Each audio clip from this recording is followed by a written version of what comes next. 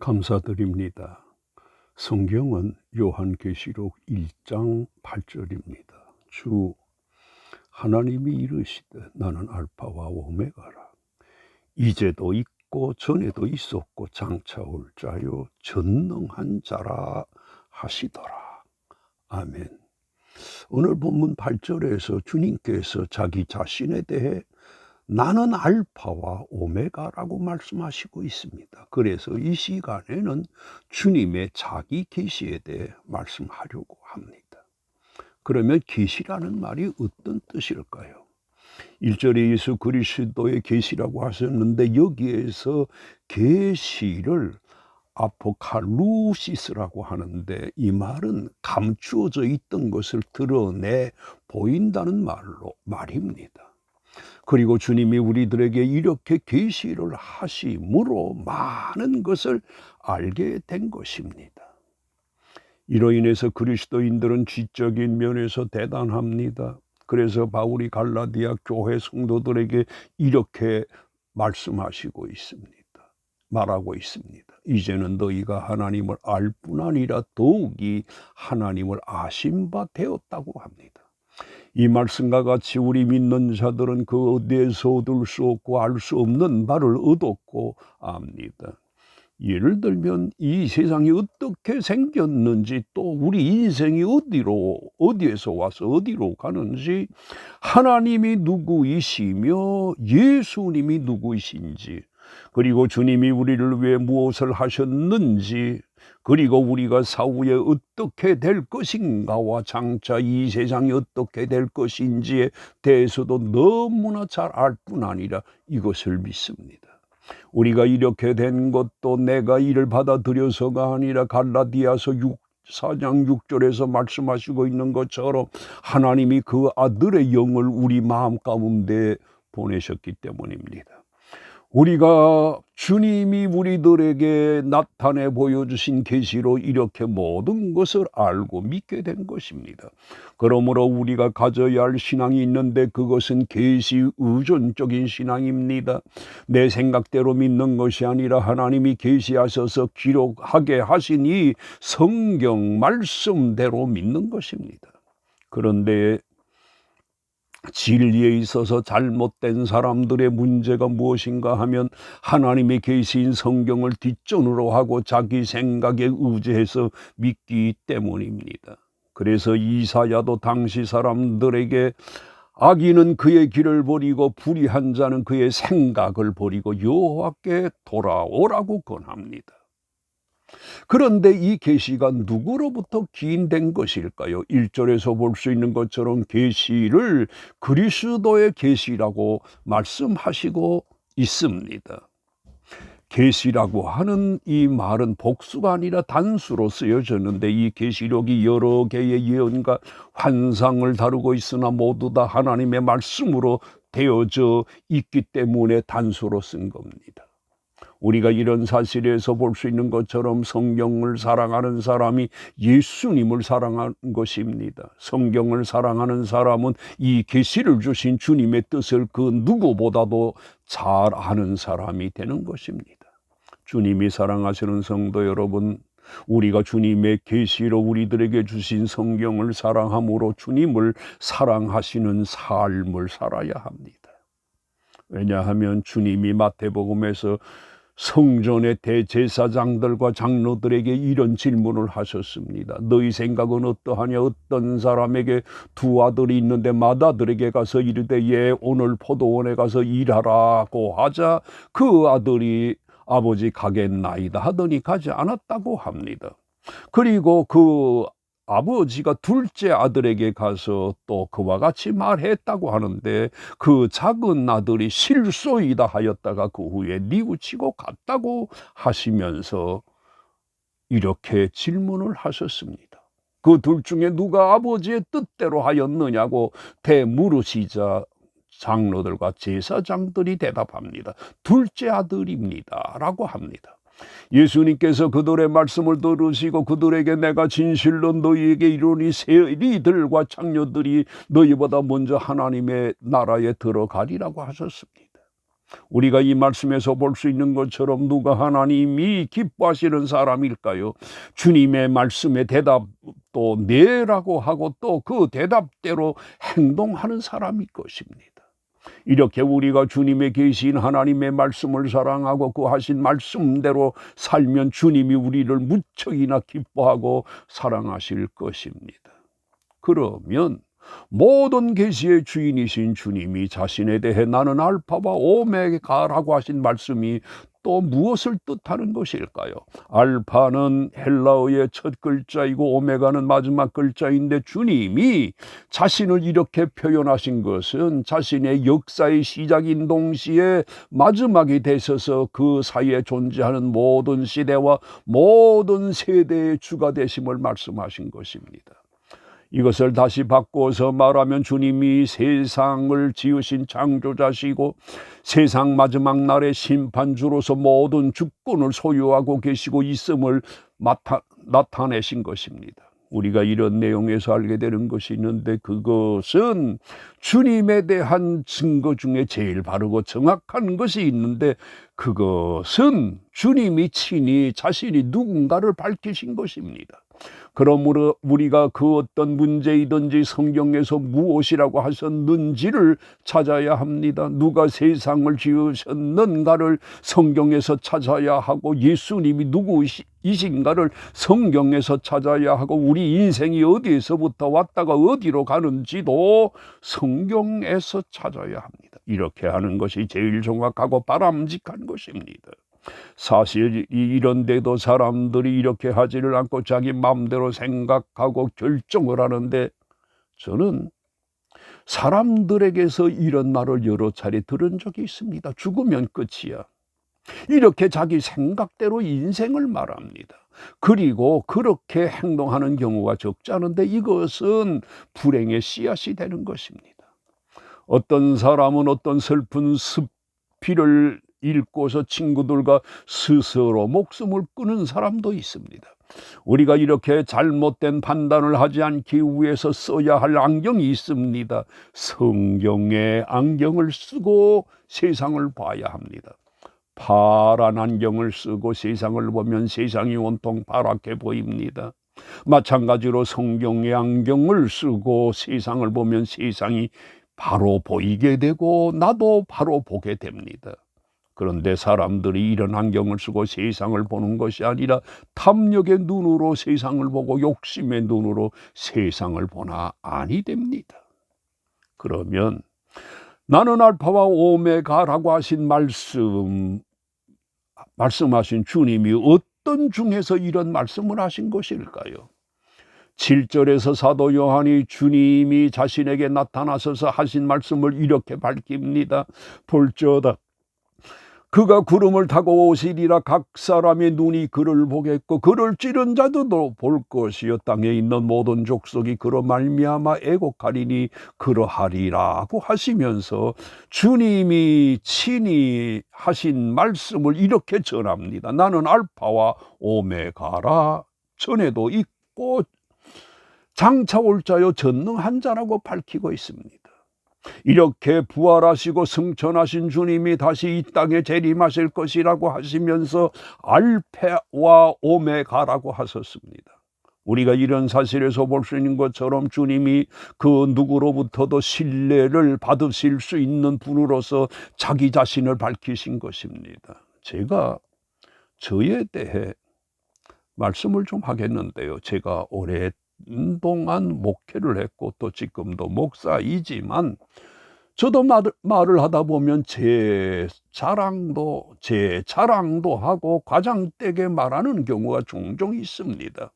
이런 저의 말을 들은 저희 집사람이 과장해서 말하지 말라고 충고를 하곤 합니다. 이처럼 목사의 말도 헛된 것이 적지 않습니다. 그러나 나는 알파와 오메가라고 하신 주님은 우리와 같은 분이 아니십니다. 8절에서 주 하나님이 이르시되 나는 알파와 오메가라고 하셨습니다. 바로 우리 주님이 하나님이십니다. 따라서 이 세상에 삼위일체이신 하나님 외에 그 누구도 알파와 오메가인 존재와 사람은 없습니다. 제가 오래전에 저희 집사람과 약혼을 할 때 오메가 시계를 선물로 받았습니다. 그런데 그 시계를 차고 왼손잡이 인제가 망치질을 한 것입니다. 이렇게 해서 그 시계에 이상이 생겼습니다. 그러나 주님은 죽음을 이기시고 부활하신 분으로서 승천하시고 또다시 재림하셔서 이 세상을 심판하실 분으로 알파와 오메가라고 하신 것입니다. 따라서 우리들은 이러하신 주님을 확실하게 믿어야 합니다. 제가 어린 시절에 상갓집에서 발인할 때에 보면 고인의 아내된 여인이 이렇게 울부짖는 소리를 들은 기억이 납니다. 난 어떻게 살라고? 우리가 섬기는 주님이 자신을 가르쳐 알파와 오메가라고 하신 것은 모든 사람이 전적으로 신뢰할 수 있는 분이심을 밝힌 겁니다. 요절하시는 분이 아닙니다. 그리고 주님이 자기 자신에 대해 나는 알파와 오메가라고 하신 말씀이 무엇을 뜻하는 것일까요? 주님이 영원부터 영원까지 존재하시는 분이심을 친히 밝히신 것입니다. 이처럼 주님은 영원 자존자이십니다. 주님이 이러하신 분이기 때문에 마르다에게 이런 말씀을 하셨습니다. 나는 부활이요 생명이니 나를 믿는 자는 죽어도 살겠고 무릇 살아서 나를 믿는 자는 영원히 죽지 아니한다고 하셨습니다. 이처럼 주님은 자신을 믿고 따르는 성도들에게 그 생명을 누리게 하시는 것입니다. 이 결과로 우리들이 알파는 아니나 주님이 주시는 영생을 받음으로 우리들도 오메가가 되어 영원토록 그 나라에서 살게 되는 것입니다. 우리가 이런 내용에서 볼 수 있는 것처럼 주님이 우리들에게 하신 말씀들은 자신을 소개하는 정도가 아니라 우리들도 누리게 하시는 것입니다. 그래서 주님이 나는 부활이요 생명이니라고 하신 다음에 나를 믿는 자는 죽어도 살겠고 무릇 살아서 나를 믿는 자는 영원히 죽지 아니하리니라고 우리들도 누리게 하시는 것입니다. 성경에는 이런 내용들로 가득 차 있습니다. 특히 로마서에서는 의로우신 주님이 믿는 자들에게 의롭다 하신 내용으로 가득 차 있습니다. 주님이 사랑하시는 성도 여러분, 우리 주님은 믿는 우리들에게 자기와 같게 하시는 것입니다. 성부 하나님은 예수님을 믿는 우리들을 자신의 아들로 삼으십니다. 그래서 영접하는 자, 곧 그 이름을 믿는 자들에게는 하나님의 자녀가 되는 권세를 주셨다고 말씀하셨고, 또 우리가 장차 있어야 할 처소에 대해서 주님은 가서 너희를 위하여 거처를 예비하면 내가 다시 와서 너희를 내게로 용접하여 나 있는 곳에 너희도 있게 하리라고 하셨습니다. 이처럼 우리 주님은 믿는 자들에게 그 무엇도 아끼지 않고 다 주시는 분이십니다. 그러므로 이 모든 것을 다 받았고 또 받을 우리들도 주님에게 그 무엇을 아끼지 않아야 합니다. 사랑하시는 성도 여러분, 우리가 주님께 너무도 값진 것과 많은 것을 받았으므로 우리들도 드려야 합니다. 찬송 드리고 기도를 드리고 우리의 삶도 드려야 합니다. 감사도 드리고 충성을 다해야 합니다. 그리고 주님이 누구를 염두에 두고 자신에 대해 알파와 오메가라고 하셨을까요? 8절에서 이것에 대해서 나는 알파와 오메가라고 말씀하신 다음에 사도 요한에게 11절에서 내가 보는 것을 두루마리에 써서 에베소, 서마나, 버가모, 두아디랴, 사데, 빌라델피아, 라오디게아 등 7교회에 보내라고 하셨습니다. 여기서 볼 수 있는 것처럼 교회와 성도들을 염두에 두고 자신을 알파와 오메가라고 하신 것입니다. 우리가 여기에서도 알게 되는 것이 있는데 그것은 교회가 알파와 오메가 되시는 예수 중심의 교회가 되어야 합니다. 교회가 이렇게 할 때 바른 교회가 됩니다. 예수를 믿는 우리들이 이렇게 알파와 오메가 되시는 예수님을 중심할 때 바른 성도가 되는 것입니다. 사랑하시는 성도 여러분, 빵집에는 빵이 있습니다. 카페에는 커피와 여러 가지 음료들이 있습니다. 빵집에 빵이 없으면 빵집이 아닙니다. 마찬가지로 교회에 예수님을 중심으로 하지 않으면 그 교회는 교회가 아니고 교회에 다녀 교인이 될 수 있어도 진정한 그리스도인은 아닙니다. 그러면 교회가 어떻게 하는 것이 알파와 오메가 되시는 주님을 중심하는 것일까요? 2장과 3장에서 주님이 7교회 사자들에게 그 교회에 필요한 말씀을 하셨는데 교회가 그 말씀을 기억하고 고칠 바를 고치는 것입니다. 그것이 예수 중심입니다. 에베소 교회는 2장 4절에서 너희 처음 사랑을 버렸느니라 하시면서 회개하고 처음 행위를 가지라고 하셨는데 이 말씀대로 하는 것이 예수 중심의 교회가 되는 것입니다.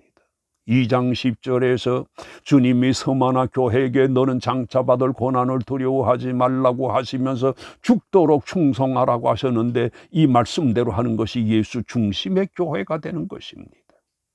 그리고 또 주님이 버가모 교회 사자에게 발람의 교훈을 지키는 자들이 있도다라고 하시면서 그러므로 회개하라고 하셨는데 이 말씀대로 하는 것이 알파와 오메가 되시는 주님을 중심하는 교회가 되는 것입니다. 이렇게 어느 교회이든지 그 교회 사자인 목회자들이 주님의 말씀하신 바에 따라 고칠 바를 고치는 교회, 말씀하신 것을 기억하고 실천하는 목회자가 될 때 예수 중심의 교회가 되는 것입니다. 예수 중심, 이것은 모든 교회가 지향하여야 할 것입니다.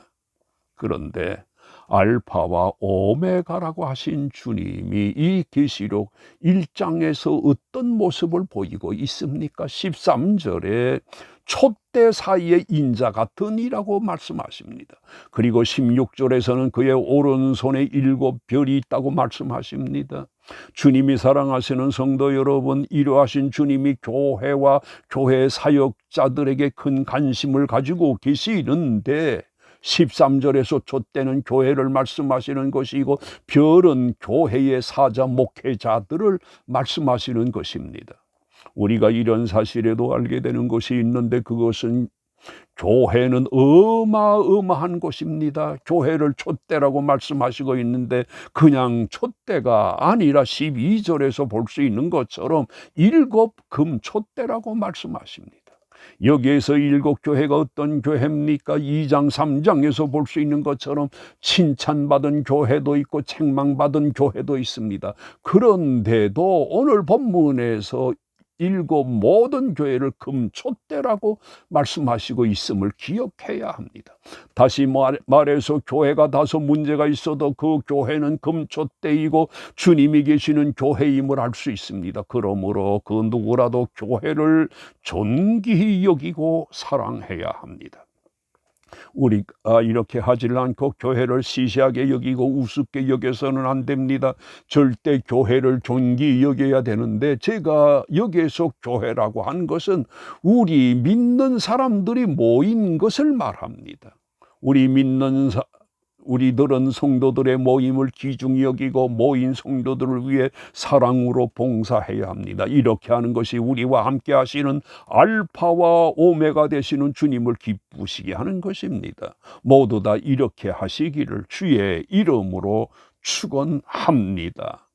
결론적으로 우리들의 영적으로 어두워서 그 무엇을 알지 못하는 우리들을 영적으로 환하게 하시려고 계시를 통해 많은 것을 알게 하셨고 깨우치게 하셨으므로 늘 주님이 계시해 주신 하나님의 말씀을 가까이 함으로 영적으로 환한 생활, 환한 사람들이 되시기를 주님의 이름으로 축원합니다.